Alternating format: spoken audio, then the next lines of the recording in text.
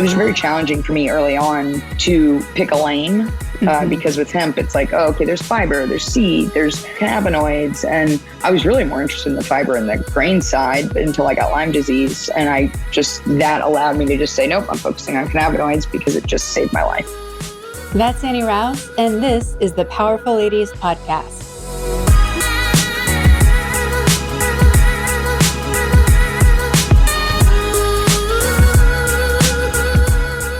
Hey guys, I'm Kara Duffy, a business coach and entrepreneur on a mission to help you live your most extraordinary life by showing you anything is possible. People who have mastered freedom and ease and success, who are living their best and most ridiculous lives and are making an impact, are often people you've never heard of until now. I am such a huge fan of women who are just out there doing their thing to make the world a better place, and secretly, because they never brag about themselves, are total undercover badasses. Annie Rouse is one of those women. She's transforming the hemp industry in America. She is educating and correcting people on all the various products hemp produces and its benefits. She's running businesses and advocating and advising for other companies. And she's doing all of this with degrees in economics, an MBA, and a Fulbright Scholarship on her CV. I'm excited for you to meet this badass.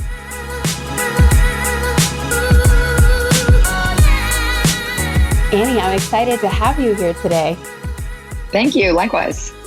Let's tell everybody right away your name, where you are in the world, and what you're up to. So my name is Annie Rouse. I'm currently in Michigan, northern Michigan. And I have a couple different enterprises within the industrial hemp or agricultural hemp space, moving into cannabis as well. Your website is one of the most informative, easy to read, super clear websites for anyone who wants to learn anything about hemp and all the things that you can do with it. I was on there this morning nerding out about things and falling down the rabbit holes of all the posts you've done. And I think it's so, shameful from an American history perspective, but just unfortunate what's happened with hemp in America. So for everyone listening, do you want to just kind of give a rundown of like the sad history of hemp and where it's gotten to today, where it's in a much better place? Yeah. So thank you so much for that compliment. I really appreciate it. I have spent a lot of time on the website, not so much recently, but in the past, just trying to make it easy for people to understand hemp because people don't. And a lot of that is because of American history for it and because of the stigma that was pressed against it in the 30s. But really, it has a deep history in the United States and has helped us really become the nation for which we are today. So, initially before 1937, it was really used, has been used all throughout American history. I mean, Thomas Jefferson, George Washington, they used hemp consistently. Sherwin-Williams, a big, massive paint provider in the US, they used to use hemp seed oil as a drying agent within their paints. So it has all of these rich industrial purposes. Henry Ford as well used the hemp seed oil within their combustion engines as like a diesel. We used it, and the US Navy used it to build ropes and sails and parachute webbings. And it was also used as like a chicken feed, great omega profile that we were then bioaccumulating into our bodies. And then in 1937, really starting in the early 1930s, it started developing the stigma because the United States and the international drug network decided that they wanted to start regulating cannabis within this drug framework that they were creating on an international scale, really for opioids and primarily opioids, really. And they decided to lump cannabis within that. And so hemp, because it is the cannabis plant, ended up getting brushed into this international regulation and slowly got ripped out of all of our industrial processes, and all the way from textiles to biocomposites. These products can be used, or this agricultural material can be used within a plethora of products. And it was ripped out in the 30s. It was taxed. Of course, you don't want to tax, you don't want to suddenly then shift, you end up shifting to a different supply source because the tax increases the price on everything. And so people just stopped using it. And then by the time 1970s hit, it was completely mixed in as a narcotic drug, Schedule 1, no medical value, high potential for abuse. My t-shirt is a high potential for abuse. Come on. Yeah. And it was lumped into as a Schedule 1 narcotic, and the 1970 Controlled Substances Act stayed in that category up until 2014, when the U.S. Farm Bill came out. And within that Farm Bill language was a couple lines that basically removed anything at less than 0.3% delta-9 THC, which is then one of the intoxicating cannabinoids found in cannabis. So long as it was below that level, we opened up a research program within states that adopted this language and developed programs.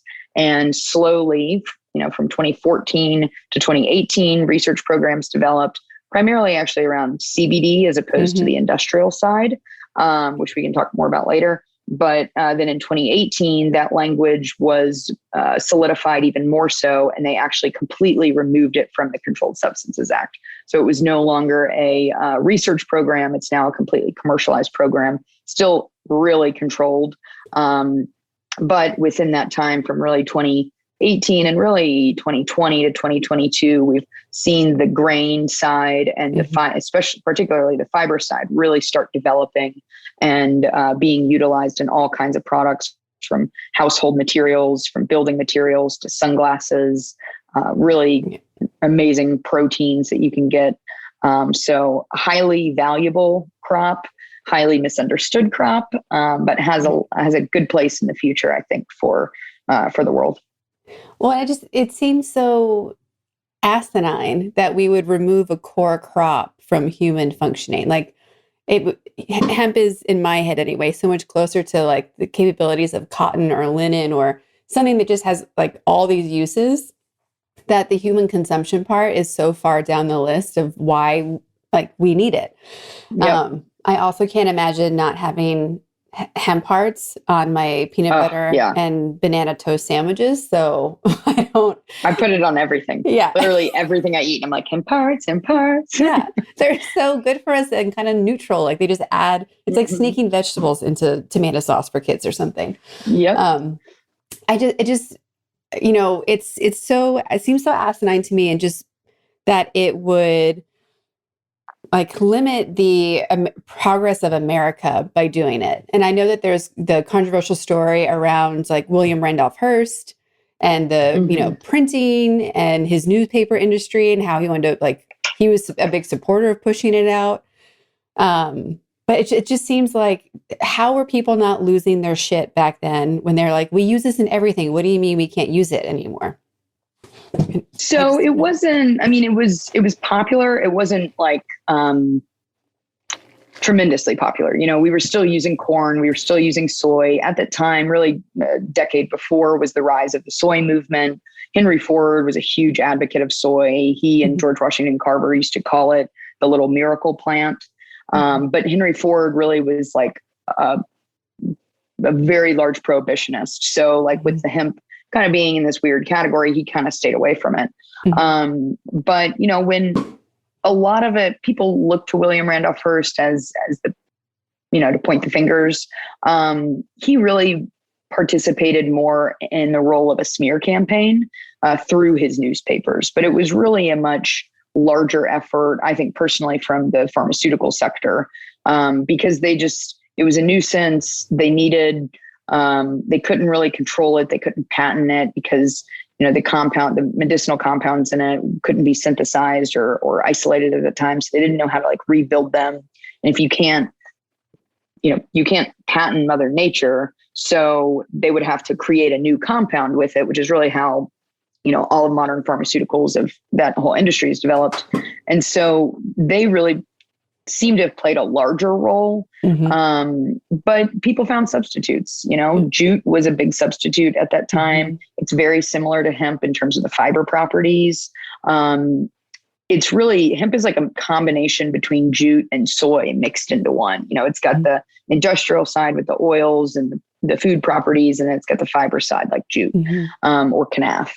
And there was a big economic shift at that time with the jute trade and needing war reparations. And we had to, the United Kingdom owed us a ton of money, the United States, after World War I. And so they needed to do this reciprocal trade to, and they did that via jute. So it was like, all right, we'll get rid of this hemp industry and these hemp fibers that we use, and instead we'll replace it with jute.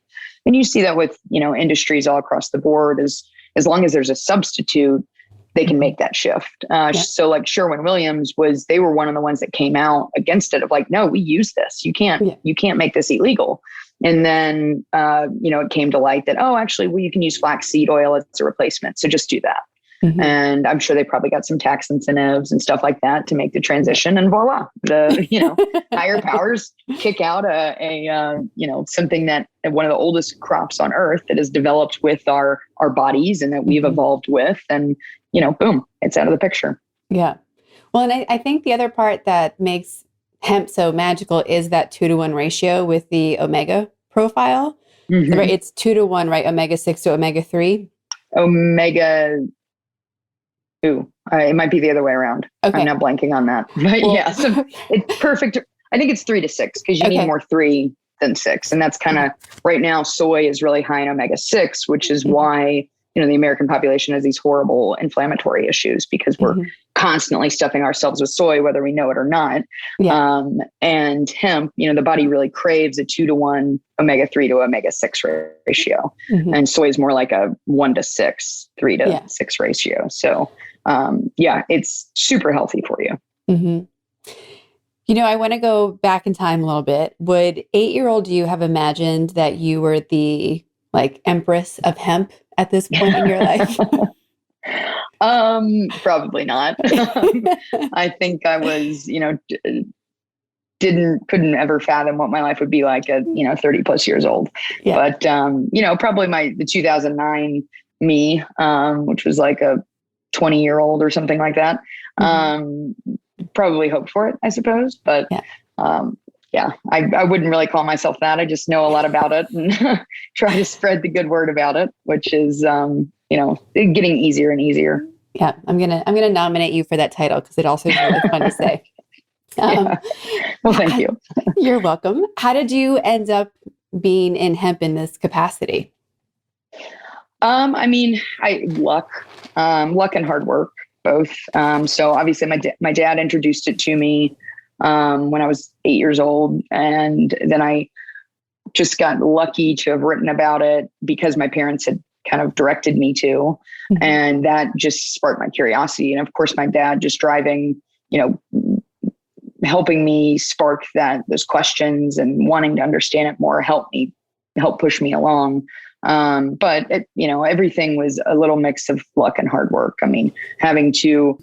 Taking the chance to go to graduate school, taking the chance to, write up a Fulbright essay or research proposal, actually going through with it and submitting it, all of those things I obviously had to work hard to get done. But the timing on everything was perfect. I submitted the Fulbright proposal in 2013. At that time, there was already a lot of movement around hemp. When I was in Canada doing the Fulbright, the Farm Bill passed. So that timing could not have been better. And, I had nothing to do with that. But so it, things, I like to think things are a mix of both. And when you were in school, were you studying agriculture? Were you studying, what were you studying that led to the Fulbright Scholarship? So in undergraduate, I studied economics, but then I took this environmental economics course and I just fell in love with the whole concept of what we were doing wrong, what we could be doing right, and how we could monetize the right thing to do. And what that meant, for the whole world, really. And so that sparked my interest. The professor of that course kind of led me down this path of studying environmental policy, which put me into graduate school out in California, where I got a master's in international environmental policy and did a dual degree in business administration. And one of my professors had done a Fulbright, and he just did it as a class project, a paper, because he really was trying to push people to do it because he had such a great experience. So I wrote up a proposal. I think it was for bill. I actually don't remember which it was for. I ended up shifting it later for the actual Fulbright. But it, that kind of led me in that direction. So I wasn't necessarily studying an agricultural environment, but it was more of like the environment across the board. So I was really into building at the time. I had done a internship with the Monterey Bay Aquarium where I was studying LEED certifications and helping them, assess that path. And then was doing some stuff with waste management. So I was kind of interested in like all walks of the environment. I actually saw myself being like a, chief sustainability officer somewhere was my like, 10-year, 20-year goal. Not there yet. Not yet. Yeah. Well, and I love the fact that your resume is not who people expect to be the Empress of Hemp. Like you're from Kentucky, right? You've studied economics, you have a Fulbright scholarship, like all these things where they would be like, well, why are you hanging out in that industry, right? Like it's a bunch of hippies from California. And you're like, no, this is why I'm here. You guys are being idiots about it. It makes me so proud to I really like powerful ladies that are secretly way more powerful than you think they are. and you're just so relaxed and casual and just so well spoken. And then you're like, oh yeah, and this is in my back pocket and what else do you want? Because I have the full supply of tools so that you guys are going to listen to me because you're not listening to other people. Yeah. Well, sometimes I still don't listen, but it's hard to convince people sometimes. Yeah. Obviously coming from a state of Kentucky and now you're in Michigan, there's a very different perspective of what hemp and also cannabis in the Midwest versus on the coast. Mm-hmm. How are you seeing things change and how are you seeing it evolve from a both political and cultural perspective? So Kentucky was very early to the hemp side. Senator McConnell was played a huge role in that. The last thing he ever wanted to do though was legalize cannabis. And I think we can very much see that in the Senate right now. So Kentucky, while they were first to market on that, they'll probably be the last to legalize or one of the last to legalize cannabis, which is definitely a bummer because it is really the largest Black market or was, up until medical and rec started popping up everywhere. And, Michigan, I'm here just on vacation, but the market here is very well developed for cannabis, but not for hemp. There is some language that needs to be changed for, really the production of the supplement side of hemp in the state of Michigan. And the fiber is more done in the, Kansas, South Dakota and Idaho, Montana, not Idaho, sorry, Montana. And that whole area. Mm-hmm. And politically, they're both bipartisan, but hemp obviously being much more so than the cannabis side. Mm-hmm. And I think that we will see that shifting. I mean, cannabis as a whole is having higher and higher rankings and, more people are wanting it to go through with more science is coming out about it. It's funny, there's always this call for more research and it's like, really, what about on that pesticide that you just shoved down our faces? Right. Hey, glyphosate, woo, 20 years later, there's all these, cancers coming out about it, but you just let that go to market, And 80% of our bodies now, yay. Yeah. Wow, thanks. So it's funny how, the political environment has shaped up, but that's mostly because of lobbying. Mm-hmm. If there's lobbying dollars, they just shove it down those throats. And cannabis, unfortunately, has as a whole, hemp and cannabis and, has I think 1/100th of the lobbying dollars that the pharmaceutical industry has and the oil and gas industry have. So it's hard. Slowly but surely, though, there's more acceptance, more people are taking it. I mean, and you see that, I think we'll see that actually with a lot of the narcotics, the drugs that are on the Narcotic Scheduling Act, of just all of that drug control was not the right way to go. And we're seeing these shifts slowly as, more research comes out about psilocybin and MDMA and things like that. So it's just going to take time. But as our generations age and the old guys move out, then, ideally we'll all keep this same kind of spirit alive. I'm sure the baby boomers said the same thing now. So hopefully we don't get lost. Yeah.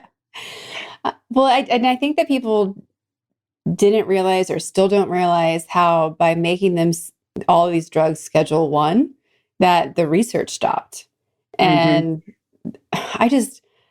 there's such a difference between, researching something and using something, whether you think it's right or wrong to use it. And we just missed so much powerful information on all of these, especially the natural sourced Scheduled 1 products of right. If we're doing all this research on, for crying out loud, toads in the rainforest that can get you high. And we're learning all this about how these things can cure cancer and other things too, based on the chemical properties. Why did we stop doing research here? We have so many big problems in the world to solve. And I think that's where chemistry can be great versus the chemistry that we're always talking shit about lately of oh, thank you for, again, the pharmaceuticals that are now addictive, or the, all the agricultural products that give us cancer, and, we don't need any more plastics. Thank you. Right. So, oh my God. Yeah. It's and I think that's what's interesting also about hemp is that it literally crosses over into every hot button topic that exists today. Sustainability, environmentalism, natural health, even racism, it crosses over into in its journey. And, do you just, I would imagine that you would just have smart people beating down your door being we have to talk. Is that happening? And do we need to start a lobby for more of that to be happening? Always down for more. It's with the industry, everyone is so caught up in it right now. It's hard to keep up. The industry's changing and evolving at rates that are just insane. Yeah. There's a lot of market compression right now. And so there's, shifting tides and mergers and acquisitions and bankruptcies and, everything to the moon and back. So it's, but yeah, talking with people, expanding, my intellect, helping to expand their intellect on subjects is always something that really, I appreciate. And, it's how we learn. It's how we grow as humans, and how we change opinions and, learn to evolve. Well, speaking of how we learn, so many people are just devouring documentaries right now about all those topics and more. And part of your inspiration came from that film, The Hempsters Plant the Seed. Do you ever think about making, films to be telling this story? Because I had the pleasure. I've got one in my back pocket. Yes. Well, I have friends at Mountain Film, and I got to go there in Telluride over Memorial Day weekend. Cool. Every film is about sustainability or social cause, or they all fit into the social economics space at a minimum. I think that'd be a great place to get your film shown. Let me know if we need some introductions, all right, both with filmmakers or the people there. But I walked out of there wanting every person on the planet to watch all the movies I just saw, because you can't not watch them and be shit, we're changing things. You just can't. Oh yeah. Yeah. Well, and they're so impactful in that sense. People really can see the visuals of it. They can understand it a little bit more, I think we had spoken earlier about the film, The True Cost. Yes. All about the textile industry. I watched that with a friend of mine who was a fashionista, did fashion design, all this stuff. She watched that documentary with me and was like, oh my God. Yeah. I have to get out of this industry or I have to change it. It's it 180'd her entire, feeling about what she was doing. And I think that that's how a lot of things can go in that documentary setting. It reaches people that maybe, wouldn't understand it or want to see it otherwise or read about it. And yeah, I think documentaries like that can have the impact of many. It's just a fact of getting it to the masses is always the hard part. Yeah. Well, and when I was in undergrad, I was debating being a geography or like a anthropology major. And I took this class that was similar to one that you talked about called the ecology of, or economics of ecology. And mostly we were talking about the true costs of anything we do in touching the Amazon rainforest or other natural tools. And it's like a whole class you just want to cry through because you're like, damn it, we do not know how to do math at all. And we do not know how to value anything. Like, who is in charge? But there's such a crossover there. And with so many things needing to be fixed and helped and implemented right now, I keep being like, what do I need to do? Do I need to go and get my law degree? Do I need to go and get a PhD in economics? Like, what do I need to do? Where can I channel this energy to be louder? Because there's all these people who are like, tell me what to do. And I'm like, I don't know. I'm like, call Annie, call these people. Like, do you want to become a lobbyist? Might hate your life, but if you want to do it, then real great. Well, we definitely need more lobbyists on the good side. That's something huge that we need. Unfortunately, people on the bad side usually are the ones with all the money that hire the lobbyists. But that's a huge aspect. And when I was doing my Fulbright, I studied life cycle assessment. And I think that it's a field that's up and coming and is so important for our future, because you see these companies out there and it's becoming more and more popular. But like, I think Adidas or, some different brands, they've now got on their label, like, oh, this saved 98% carbon or whatever their value is. And it's like, oh, okay, well, great. That number looks cool. But like, how did you account for that? What did you include? Did you include transportation? Did you include it all the way back to the raw ingredient? All your raw materials? Like, what was your scope of work? Because everything in that realm, the data can be skewed so easily just by, we're only going to include this tiny little area. We're only going to include once it reaches our facility and the transportation to you. It's like, well, it's not the environmental impact of that product. But it's also hard. I mean, as a small business, especially, we try and, are very, very considerate about our supply chain. We try and lower our impact. Our transportation impact by sourcing locally. But even that, it's like, oh, okay, we can't get everything local. I have to get packaging from China. Like, that is just, you got to do it. And so, accounting for it all the way, every single product in it, the packaging, the screw, the, whatever it is, you got to account for all those parts and really get the scope of it and then start building backwards. But getting all that data is like, it is painful. It's painful. It doesn't exist sometimes. And mostly doesn't exist. There's softwares, like when I was doing my work, I got a software and it had like basic kind of, okay, this is the flow. And then you could kind of tweak some of the numbers, but not really. And so you can use that as a baseline, but you still it's all about building the model and what are you including? Yeah. Well, and I worked in footwear and apparel for 20 years and it was the hardest, I bet. Like in operations and design, like across the spectrum, but the supply chain piece was crazy. And even if you did everything in quotes right, you still couldn't control what would happen. Like, I've had an entire container of shoes fall into the ocean because of a storm. And you're like, well, how do we account for that? Where does that go? And that happens all the time. Right. Who's going to fish that out of the deepest crevice we've ever found? What? Out of the 5% that we've explored. Yes. Yeah. When we do expand ocean exploration, people are going to be like, what the fuck were humans doing? I just, that if based on what we're seeing arrive onshore or in the plastic islands out there, the stuff that's not on the surface. My brother-in-law studies oceanography, chemical oceanography, actually. And so he's like all about the nitrogen cycles and, he doesn't really look at the plastics, but obviously just testing water. He goes to like the Arctic and is testing water samples and stuff. And it's like, every sample has a piece of plastic in it, every sample, and it's not people think it's like, oh, they're, it's something, like this, or like it's a full plastic. And it's like, no, it's like these pick tiny, it up. you can't even see it.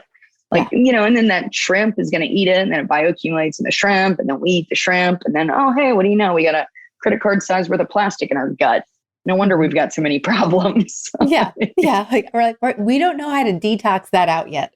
Yeah. The body's smart, but I don't know if it's that smart. Well, I did an ocean cleanup locally, and I thought, oh, like I'll pick up some trash, fill up a bag, feel good about the day. Mm-hmm. And they're like, can you please sit in this 10-foot square and pick up all the micro pieces of styrofoam? And I was like, fuck. It's like picking, like I don't know if you're familiar, been to Burning Man, but they like have people with tweezers picking up glitter, because you are not, that's how deep they are, and they'll leave no trace. And glitter is banned. You are not allowed to bring glitter or wear things that have glitter on them, because it's a shit show.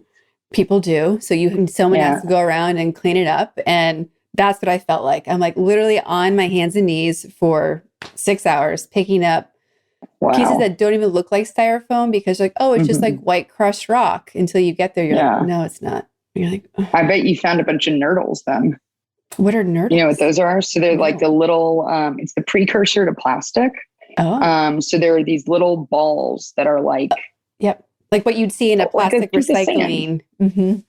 Yeah, basically when they make plastic, they, take all of the petroleum and the different inputs, plasticizers, colorants, and they extrude it into these like straw-like molds, and then they just cut them up into all these tiny little pieces, and then they box those up, and then they put them onto barges, and they ship them across the Pacific Ocean, and then they land in like Long Beach mainly. So if you ever do a beach cleanup at Long Beach, you will find, I found like 60 of them in like a 4x4 space. I mean, it's littered with nurdles.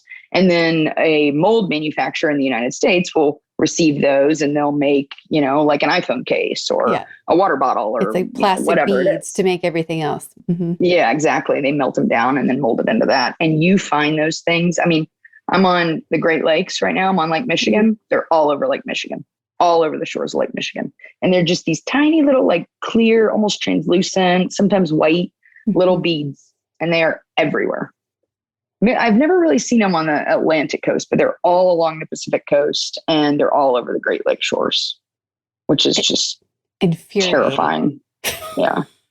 Like, our most precious freshwater source. And we're just... I'd like to have a conversation with someone who is smart enough to figure out how to make a magnet to pick all those things up, because there's no way to do it one by one. Yeah. Yeah, that would be a really good idea. I have no idea how you'd make that, but I bet someone can figure it out. Well, wasn't there recently some worms that were like eating plastic? Yeah, well, so there are microorganisms. I kind of feel like actually in the gyres, they found some bacteria or something like that actually is like, it's some new bacteria that they found out there. I think that's what it was, that is actually eating plastics. Now, of course, it's like, is that going to be an invasive species then if you introduce it into an environment where it shouldn't be? Because if it's a new bacteria that eats that, well, what's going to eat the bacteria? To make sure that there's not this like overgrowth of God knows what, new life, alien form. Because that is always, an externality that may occur. There's where I am right now, there's an invasive species called Eurasian water milfoil. And it's a water, like I want to say herb, but it's a plant. And it grows really tall, and it's in the swimming area. It's just kind of gross. So we've always tried to figure out, how do we eradicate this? Can we use a pesticide? Can we cover it up? Can we introduce these things called weevils, which are these little bugs that eat it? And then it's like, okay, yeah, we could introduce that. But then when that plant is gone, where are they going? What are they doing? Do they die? Because they don't have a food source? Or are we now like just introducing a bunch of these bugs into the Great Lakes? Yeah. And, they're going to end up growing 10 times their size. Who knows? And then the duck population goes up, or the other population goes up, and suddenly you're like, oh man, don't have plants, but now you're covered in bird poop. Awesome. Yeah. You never know these things. And again, it goes back to the precautionary principle and the innocence that we were talking about with them wanting so much research on cannabis and here it all is. Do something about it. Whereas glyphosate, no, just introduce that. No big deal. Everything's kind of got that externality to it, whether it's positive or negative. And figuring it out. I really don't believe that the majority of humans are malicious. Right. And so I'm like, maybe 1% truly are evil, and that's it. But so that means that there's a large group of people who have done things that we now consider bad that didn't mean to. So I'm like, was it a factor of they did what they didn't know? Was it that they really weren't the best people to be making those decisions? What was going on where they were like, you know what? Release it. I think it'll be fine. And you're like, wait, what? I know from working in so many different corporate environments, when you would see what would happen, there would always be half the group would be like, are you out of your mind? The other half would be like, it's fine. And that was always the dilemma. And we were not solving world problems. And so I'm just wondering, who are all the people who were losing their shits that history has just forgotten over time because they were the ones maybe causing problems to everyone else to be like, hey guys, did you see this report? And you're like, shh. Yeah. Go away. Yeah. This deadline. I think a lot of it is driven by money, unfortunately. I mean, if you think about all the whistleblowers in history, I don't know if you've seen the documentary Dope Sick, but it's all about Purdue Pharma and just such a sad but eye-opening and inspiring documentary about the opioid epidemic. But, there was a whistleblower at Purdue Pharma, and that person kept coming to him and being like, this is not good. This is not good. There's all these reports of addiction. And they just kept shutting her down. And it's because they were making so much money. Yeah. And they just didn't care. They knew that they weren't going to get in trouble for it. They still haven't. The family still has not really gotten in trouble for it. And so they just knew there weren't going to be consequences. And because of that, they ended up firing the whistleblower, and then she ended up ratting him out entirely. But actually, I think I'll let people find out in the documentary, but, that's a massive aspect of it. People just don't always listen because they want to make a lot of money. Yeah. Yeah. They're just bad truth. They're just high on the sales reports and I, as an entrepreneur, it's there are days when there's just no more capacity to make another decision or think about anything else. So I can understand how these things come up and you're like, please come back tomorrow. Right. Yeah. Look at my to-do list. I don't have room to have that conversation right now. There's moments that we can't actually handle more decision-making or information coming in. So I can understand things being pushed off for a period of time, but forever and for that long. And at what point do you not listen to the people whose beautiful brains you've hired to contribute? When I think, go ahead. No, you go ahead.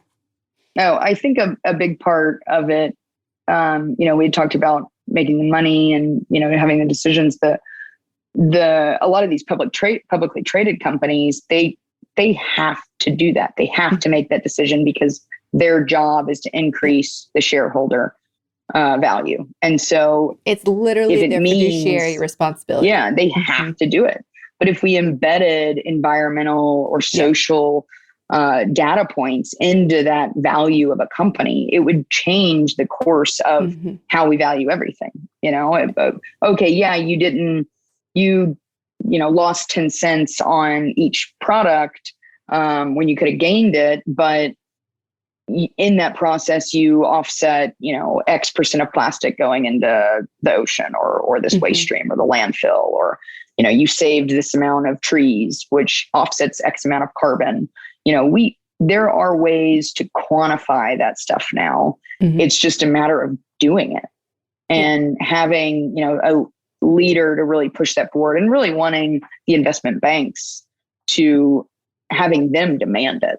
And I think that we'll be seeing that hopefully in the coming decade or so. I mean, there's a lot of movement happen with Microsoft and Amazon and some of those massive companies, because a huge investment firm called BlackRock, they are a huge wealth management company, and they sent out a letter earlier, I think it was last year, all about if you are not investing in environmental protection and savings, then we will retract our investment from your company. I mean, that is massive news. Yeah. So hopefully those companies aren't just greenwashing what they're doing, and they're actually taking the steps to make it happen.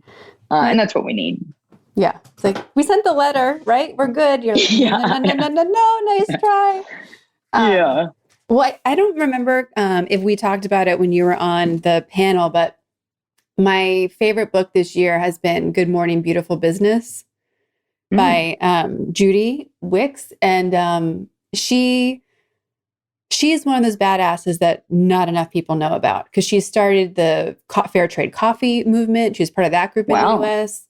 She started had a restaurant business initially. She's actually one of the original co-founders of Urban Outfitters when it was like a mostly vintage type store. So she's this crazy pioneer for social entrepreneurism. And one of the big things in her that she's excited about right now is moving away from the traditional stock market and looking at local stock markets. And she's like, I've made more money investing in this local kind of made up stock market in Philadelphia. I made more returns there than I did investing in the traditional path. And I think that she's a really big thing. Right. And so they're popping up in different cities now, because you're just investing in other entrepreneurs, and it's, same rules, same plans. And, who do you trust? I would trust you over Exxon any day, right? Yeah, right. For many reasons, not just to keep your word, but to do the right thing. And making your money back in those situations really is just, will they keep their word? Right? Because it's same fiduciary plans, but they are based on the triple bottom line profit of people, profit, people, planet, or purpose, whatever their purpose is if it's not planet. Right. But I'm so interested in that right now, because as a educated, business-oriented adult in America, I'm like, you have to be having a retirement plan. Like, you need one. And I hate that it's handcuffed to this completely made up system that runs so much of US life, which is complete, like, it's monopoly money at the end of the day. Like, it is not a free trade market at all. Like, it's so controlled and manipulated and influenced. And over time, it still shows it's the best place to put money if you want to make money. But I'm like, there has to be a better way. Like, I'm trying to avoid all the other yuck in my life.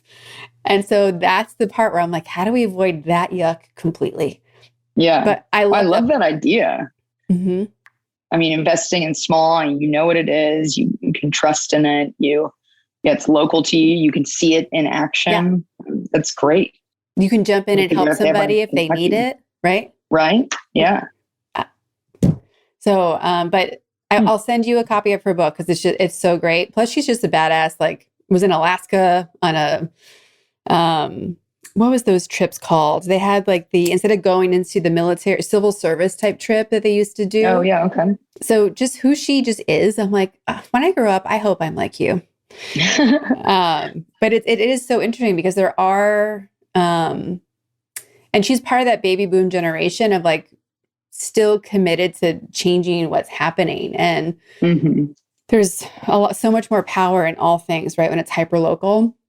Yeah. Which I also think is really interesting. And I feel like I walk this really crazy extremes of a life of having been in really big global international companies, and knowing that local is actually more effective, and knowing the benefits on both sides. And it's, I don't know. It's like being a weird translator or ambassador of like, how do we just steal all the good parts? Like, get rid of the rest. Yeah. Very true. It'll be a good case study too. I mean, I'm sure that in the cities where those are, do they, do more people move there? Or is there more success there? Or, the company, there's so many data points that you could probably get from that like 20 years from now. Yeah. And my minor's in the urban anthropology space of that community building and what causes it, where does it come from? And all the things I've read show that when you have the more locally owned small businesses you have, it increases all those things you mentioned. It increases the sense of community feeling. It increases the tourism dollars, or like dollars from out of area that come into that location, how many dollars stay in that location.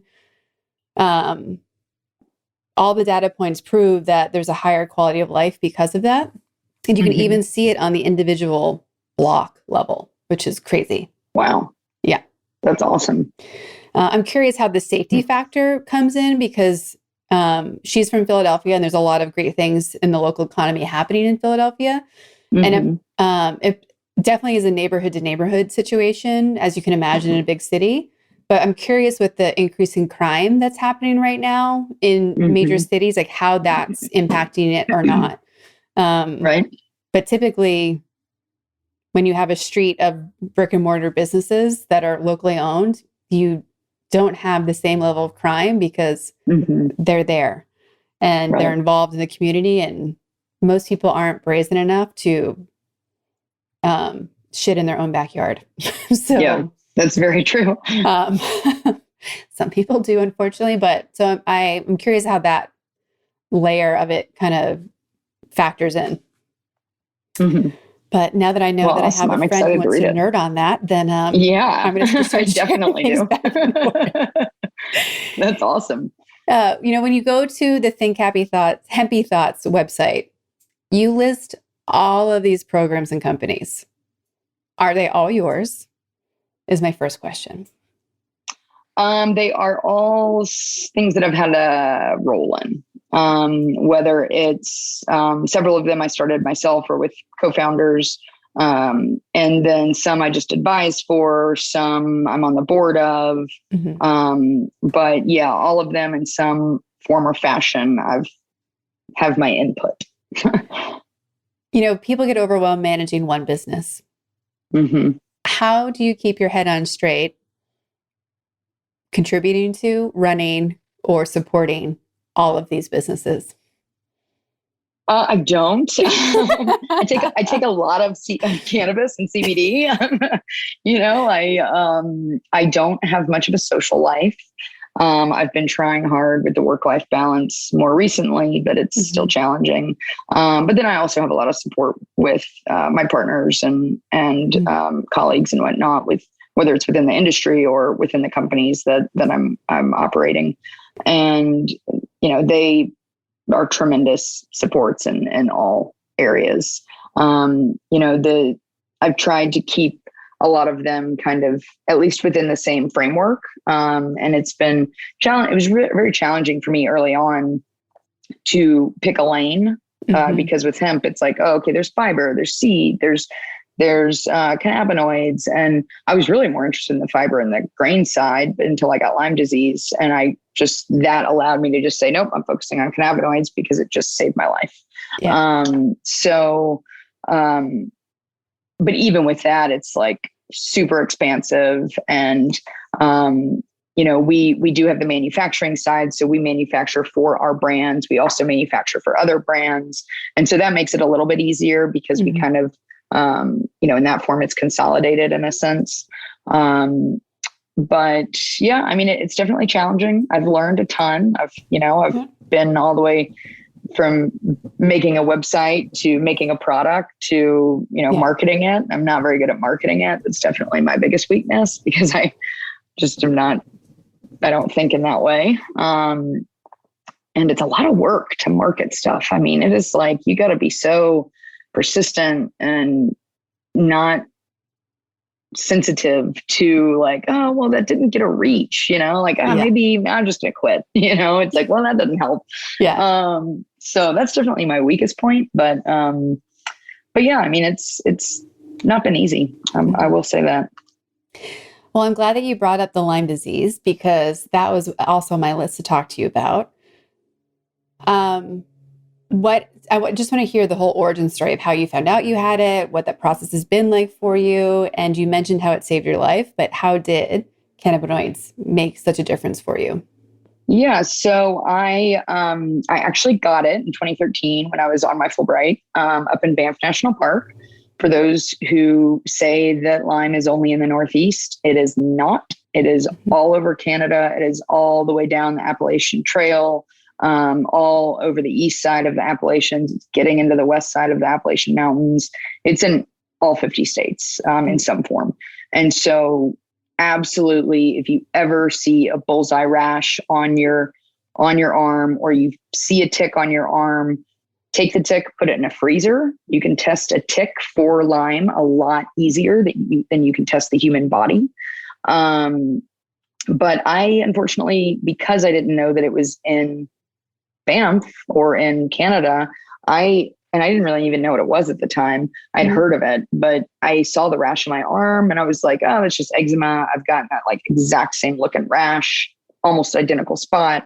I'll just put some cream on it and call it a day. Totally forgot about it. Eventually it went away.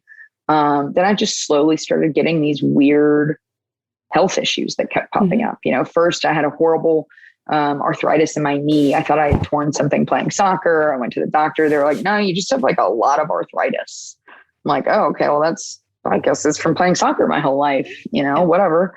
And then just more weird things started happening. I got a sensitivity to smells. I had sudden really bad allergies. I had sensitivity to light, to sound. Started having like weight loss, muscle fatigue. My body was in general very fatigued. The final like two things that really set me off of like, what is wrong with me? I couldn't blame it on anything else, was one of which I started suddenly misspelling there, and where, and whether. And I've never mixed those up. It was like, okay, this is really bizarre. And coupled with that, I started getting really bad headaches, which I'd never really had. But then the thing that really like made me think it was Lyme was that I was going on a hike and I was really out of breath. And I had remembered my mom talking with her friend several months back about her husband and how he had, they couldn't figure out what was wrong with them. And he was having a really hard time breathing. And he went to the hospital and they ended up finding out that he had Lyme disease. He's okay now. But that clicked in my mind and I was like, oh my God. So I raced home and I got online and literally every single one of my symptoms was on that site. And then the last one was a bullseye rash that looked like ringworm. And I had remembered my friend who was a nurse, when I had the rash, she looked at it and she was like, oh my God, do you have ringworm? Like my dog has ringworm. Did you get that from him? And I was like, no, it's just eczema. It's fine. Yeah. She's like, it looks like ringworm. You should go get looked. I never did. Stupid. Although honestly, they probably wouldn't have even thought it was Lyme because it's just not something that doctors think about. So I ended up self-diagnosing. I tried to find a doctor. I didn't have a primary care physician at the time. Every doctor I called was like, oh, we'll see you in 3 months. I'm like, no, I'm going to be dead. Like I have to see you now. I have Lyme disease. They're like, no, you don't. Click.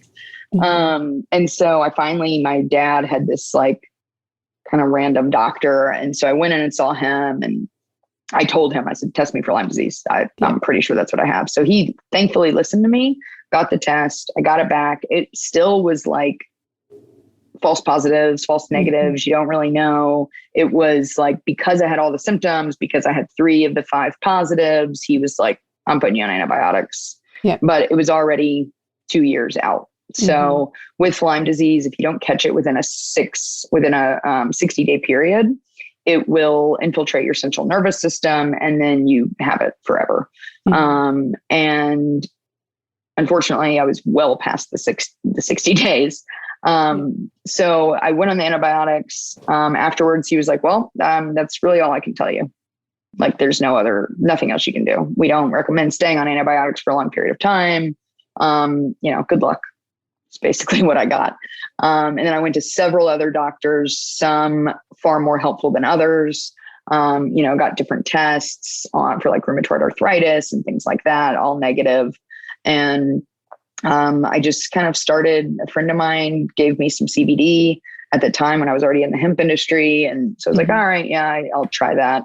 And it worked pretty quickly. Not for everything, but like I felt change in my energy levels. I could walk a little bit easier. I wasn't so depressed. And so I was like, all right, well, this worked. So then that's when I started to try different products. And then I realized this issue in the industry at the time, which was just a quality control issue, which is when I created a Navi Market, which is the retail side of my business. And then that's what really just propelled me into that sector. Cause then it was like, okay, I'm taking these for myself. I'm going to be fooling around because there's not just CBD, there's CBG and CBDA and CBC and THC and all these cannabinoids. And so I was like narrowing down what worked well for me. And I just coincidentally, one of the groups that I was advising for, still am, Green Man Gardens, they had a pharmacist on their team, and he was actually specialized in Lyme disease formulations. So I talked with him a lot. So yeah, so random. I hadn't even told anybody that I had Lyme disease, and I randomly just spit that out to them. And they were like, well, that I specialize in that. I'm like, what? I didn't know that. But so he really like helped me, walk through some of the deficiencies that you have. And then our chief science officer within our formulations arm, OP Innovates, he's a 50 years plus in pharmaceuticals. So he also is helping with different development on the vitamins and mineral side. And from that, we created the brand Overcome, which is a brand that initially started for helping overcome life's greatest challenges. Now we've started to position it in the recovery, like performance recovery space as well. So we've got where wellness meets performance, and really for like athletes who like me long ago. I guess I should still say that I'm an athlete, working back to it. It's hard. But those products really help with like exercise induced inflammation and those kinds of things. And they can help both on, the Lyme disease, autoimmune, people with Lyme disease, they have all kinds of weird problems, arthritis, depression, fatigue. It's called the great imitator. Because it imitates different diseases like RA and MS and chronic fatigue syndrome and, all of these different diseases that actually are also linked to endocannabinoid deficiencies. So I have a theory that the Lyme bacteria actually eats all of the endocannabinoids in your body. And that's what creates those imbalances in the body, because your endocannabinoid system is responsible for relaxing, eating, sleeping, protecting, and forgetting. And your body with Lyme disease, you're always in flight or fight mode. You're not producing enough amino acids. You're not producing your conditional amino acids, which hemp hearts, coming back full circle, have like 6 of the 7 conditional amino acids. So those things have been a lifesaver for me. And then cannabinoids counter a lot of the issues that occur when you have Lyme disease. It's an antioxidant. Lyme creates oxidation. It's an anti-inflammatory. Lyme creates inflammation. So that's a theory. It's probably going to take a really long time to prove, because similar to cannabis, Lyme disease is not studied very much. Well, cannabis is studied a lot. It's just not accepted, and kind of the same with Lyme disease. But yeah, it's been a tough road with it. And, unfortunately, it's becoming more prevalent in the United States and other nations. And, hopefully with that, the medical world will take it more seriously. But there's not been a ton of progress on that front. We'll see what happens. I have a couple of friends who are have it and are trying to figure out what management of it looks like.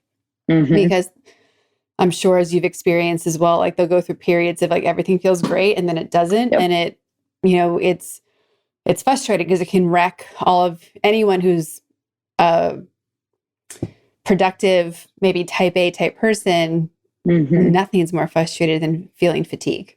Because you're like, no, I'm not. I need to do this. Yes, I'm not a person that's tired. I'm not a person that lays around. I'm not a person that needs, this much recovery time.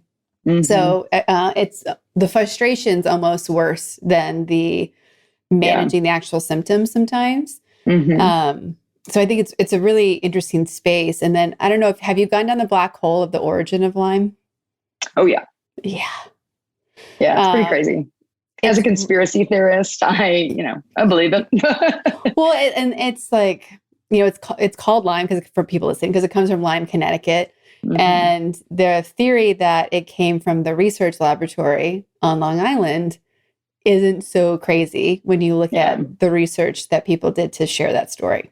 And it also tells me a little bit why people haven't been researching it. Yeah. I totally agree. There's only like one piece of data. And again, you don't really even know if this is real, but that like apparently, some skeleton was found with Lyme disease that dates back to like 1400 years ago, or, I'm kind of making up those numbers, but there was something like that came out. And it's like my boyfriend, who doesn't really believe in conspiracy theories to that extent, he's like, no, like, look at this data point. They found it in a skeleton. And I'm like, well, how do you know that's real? I don't know. This story seems a lot more real. If it was 1400 years ago or whatever, it's like, why isn't it everywhere? Why isn't it more prevalent? If it's been growing at this rate. So I believe the fabrication much more. It was the late 60s or the late 70s when it started to show up. It started to really blossom. Now some people look to it actually being used as that they say that it was actually created in Germany during World War II, and then was like brought over and more research was done in a lab. Or there's a couple different a bio perspectives in the story. Yeah, like a bio weapon, basically chemical warfare. Yeah, biochemical warfare. So I mean, that makes total sense. Back then, they were doing all kinds of stuff to try and figure out. I mean, look at like MK Ultra. And, that whole mine, they do a lot of things for war. Well, especially people who we have decided as a global community were off the rocker. Like there were no rules of what you could or couldn't do to win. So it really shifts the research and the science that we have today, for better or worse. But I do think it's really interesting. I also think it's really interesting how I'm glad that inflammatory diseases are getting so much more attention today, because I don't know anyone that doesn't have one, if not multiple. Yeah.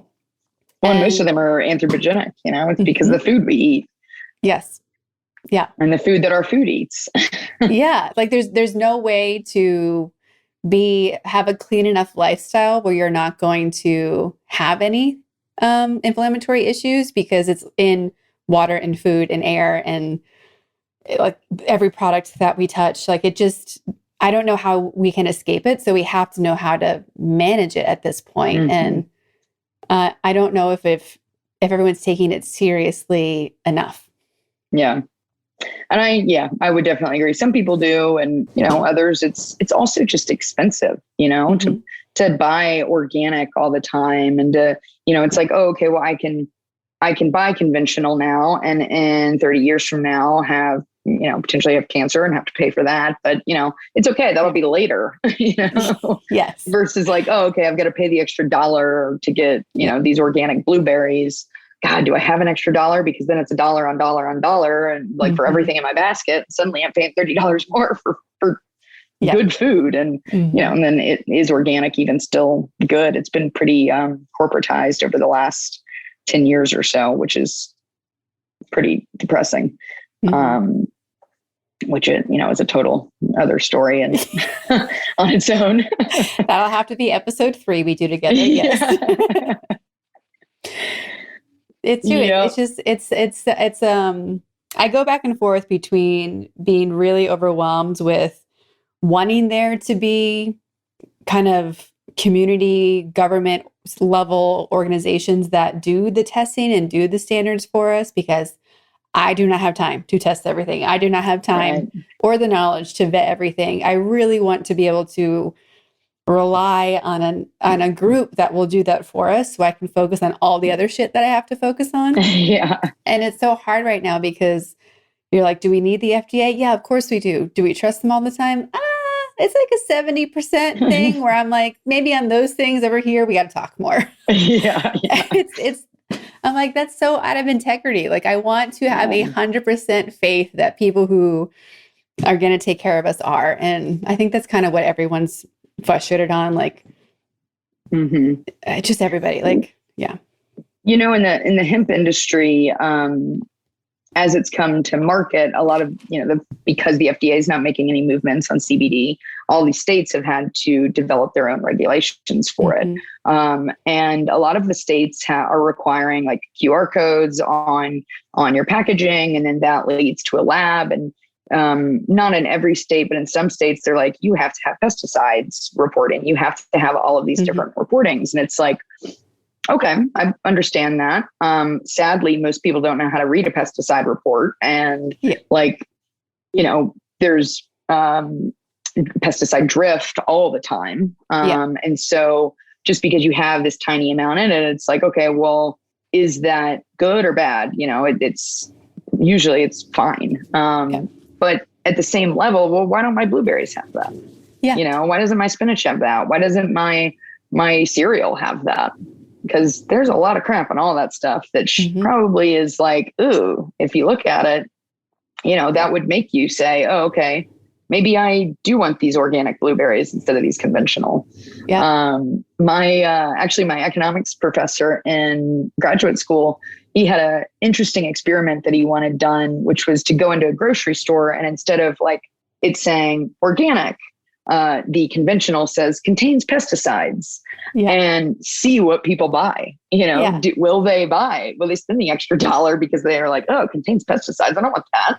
Yeah. It's like just that change in social thought and behavior can, maybe make someone spend that extra $1. Well, and that's the dark side, right, of marketing. Literally there is a marketeer behind every word we see. Natural. That means nothing. Nothing. Like nothing. Like it doesn't mean anything. And, just like you can use numbers to have any conversation you want. Like I love the example, like, was it like Economics 101? You're like, just flip the chart 90 degrees. That's all you got to do. Yeah. Now it looks better. Okay, bye. And it's the same thing with the vocabulary. I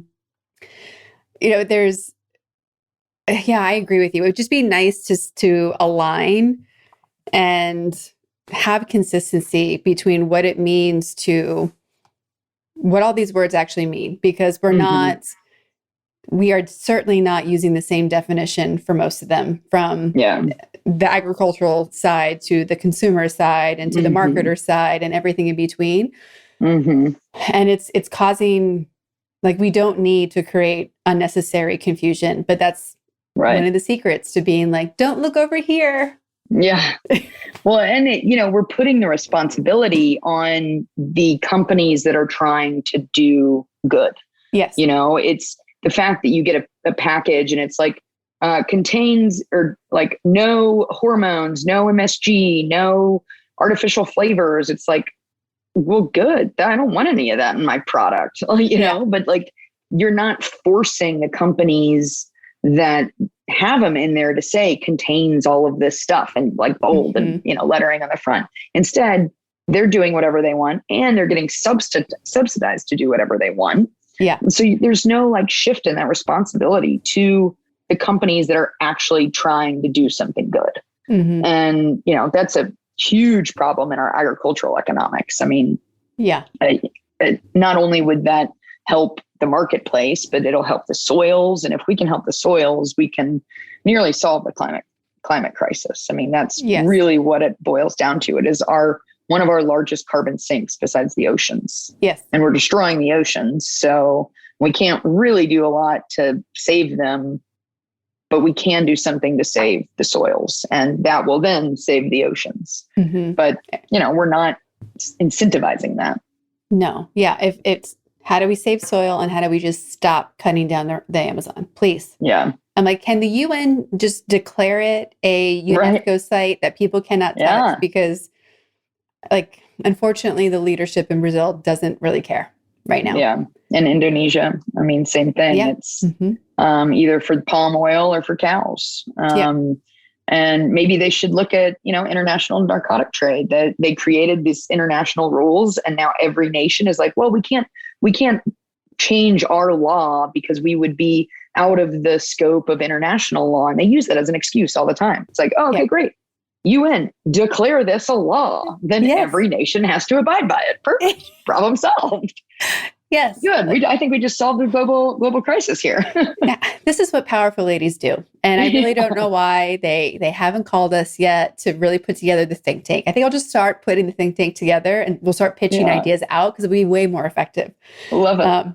I was recently I'm part of the Casa Orange County fundraising committee for the big gala they do. It's a foster youth organization that actually really makes a difference, which is required for me to contribute to something because I'm so over not just greenwashing, but positivity washing, all sorts of things.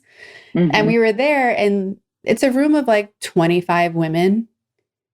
And the fact that in 3 weeks' time, we've pulled out like all these millions of dollars of donations. I'm like, why is no one calling this group? Fantastic. Yeah. It didn't take crazy effort. And that's to me what I think is always the most shocking. It doesn't take a lot of effort to actually change the thing. Usually we already have the answer. We already have a methodology. We are like, someone already has the plan. We just need someone to be brave enough to say we need to do it. And then we need someone to be like, this actually matters. Like it's so, if we want to find the resources, we find them. Like we are so good as a human population of rallying behind things. I mean, what was it like? And innovating. Or like we found $800 million to rebuild Notre Dame when it burned down. Like, okay. Like that's a lot. That took like 72 hours. So what else? Like who else wants to contribute to like actually changing something? Right. Right. But it does, despite being overwhelmed with how many things we have to fix and the fact that we all have a bigger to-do list than I would have thought growing up. I thought we were solving things and checking them off lists instead of adding to them. It does give me peace knowing that powerful ladies like you are out there in your corner of the world being like, we've got this, like we can fix things. So it's just nice to figure out ways to connect all of us who can keep helping each other.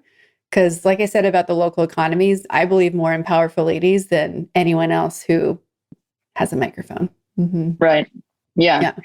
Women rule the world. We just got to seize it and take it.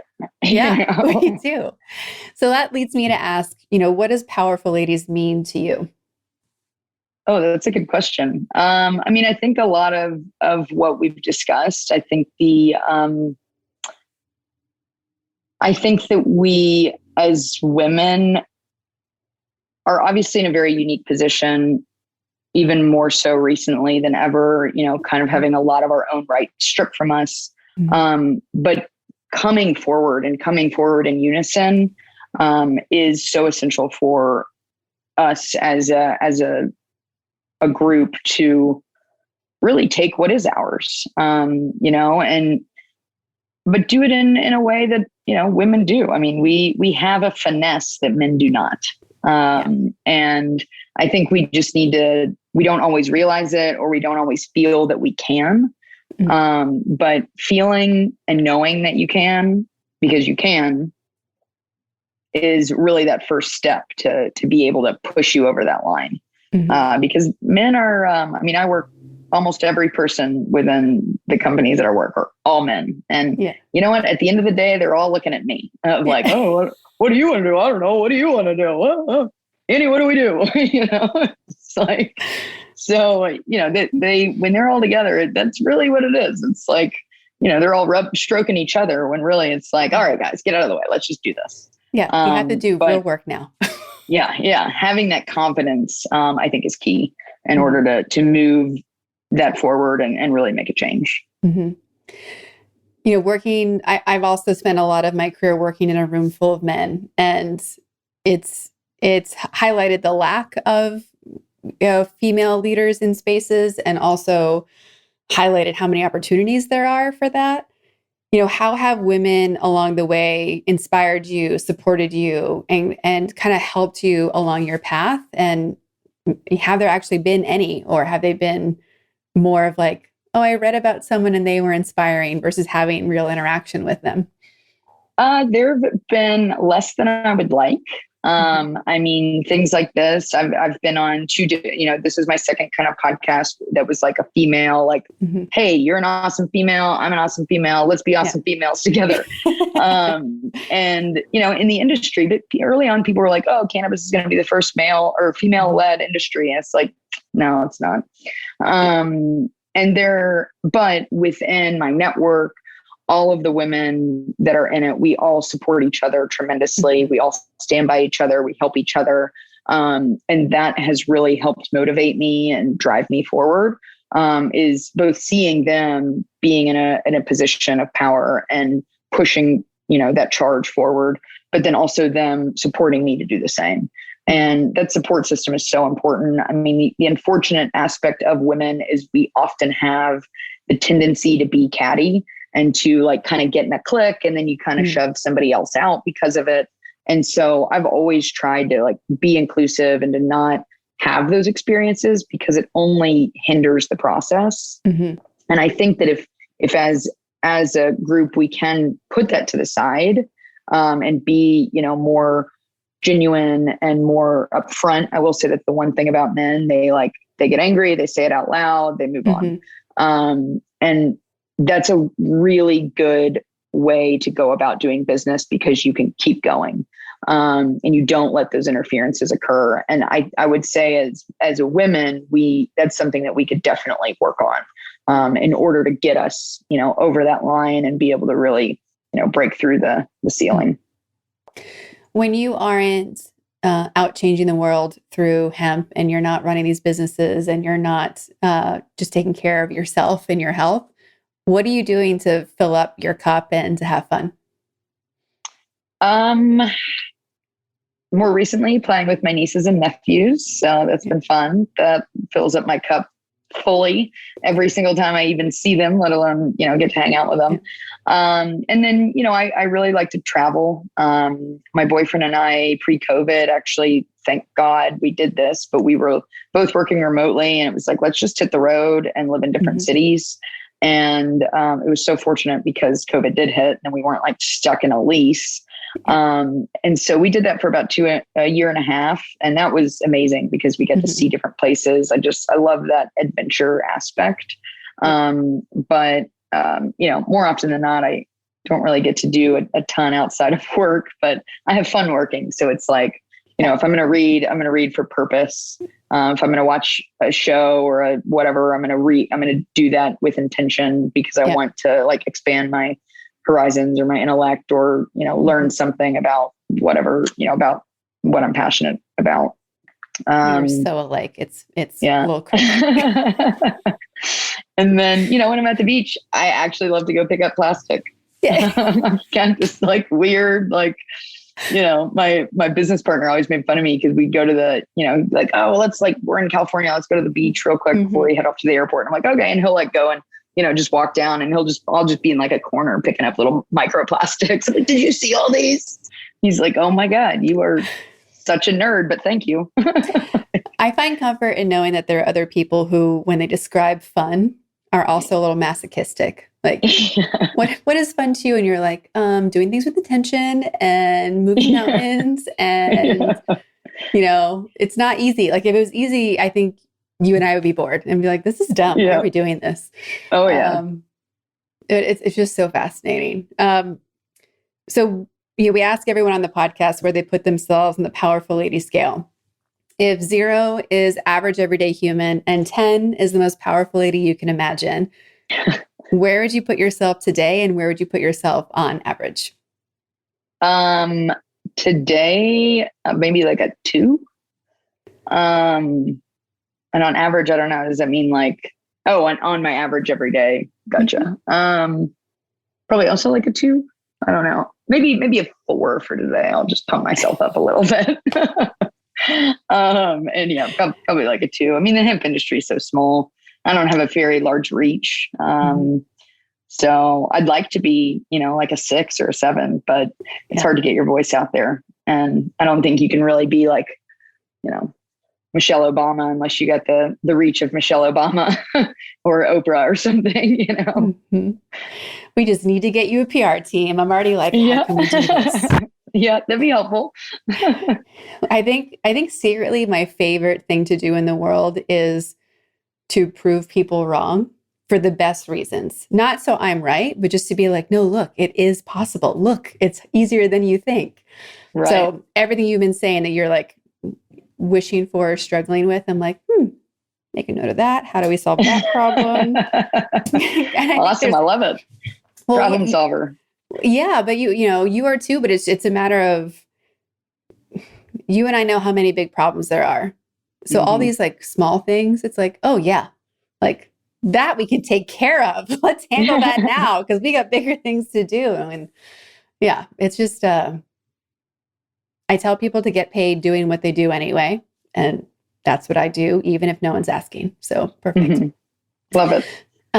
Which leads me to what we've also been asking everyone this year, which is this community is full of women with connections and knowledge and capabilities. So what do you need and what can we put out to the group that you would love to have fixed or solved or have an answer to?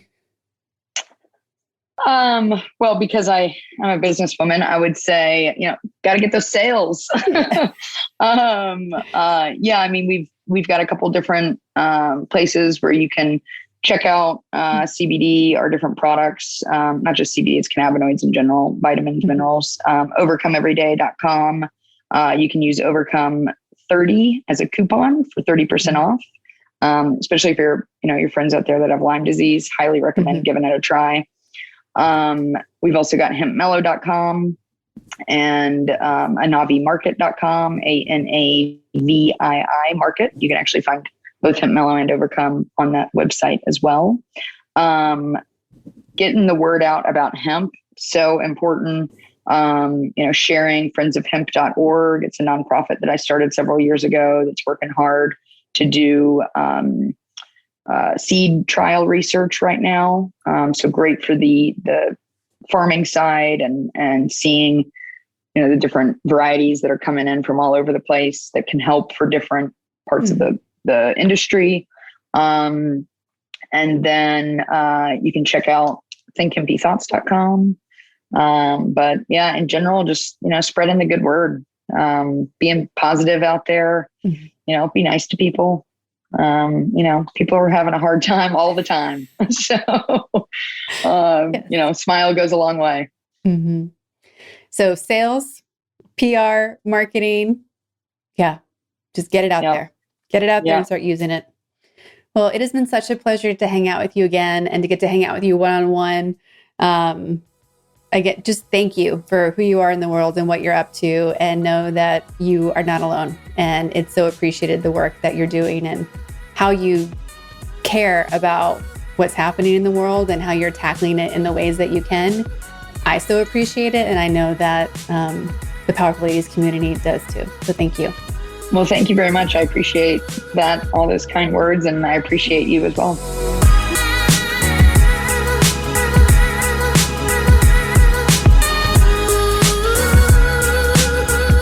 All the links to connect with Annie and Think Hempy Thoughts are in our show notes at thepowerfulladies.com. Please subscribe to this podcast wherever you're listening and leave us a rating and review. They're critical for our podcast visibility and getting us in front of more people like you who would love to hear this episode. Come join us on Instagram at Powerful Ladies. And if you're looking to connect directly with me, visit karaduffy.com or Kara_Duffy on Instagram. I'll be back next week with a brand new episode and new amazing guest. Until then, I hope you're taking on being powerful in your life. Go be awesome and up to something you love.